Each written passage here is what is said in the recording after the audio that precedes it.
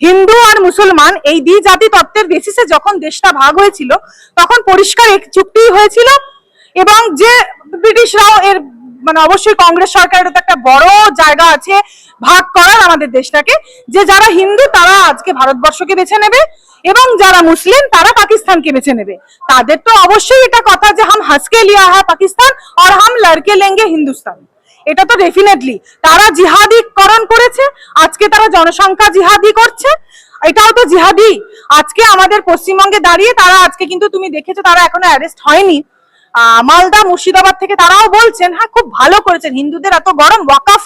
ওয়াকাফটা করা হয়েছে, ওয়াকাফের জন্য এতটা রাগ,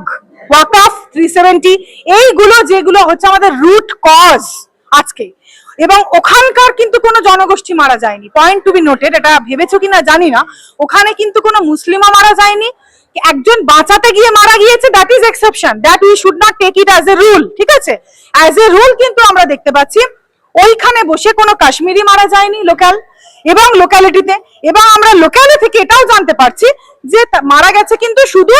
নাম ধরে ধরে হিন্দু হিন্দু। তো সেই ক্ষেত্রে ওরা কি মহিলাগুলোকে নিয়ে যেতে চেয়েছিল নাকি এটা সাইকোলজিক্যাল একটা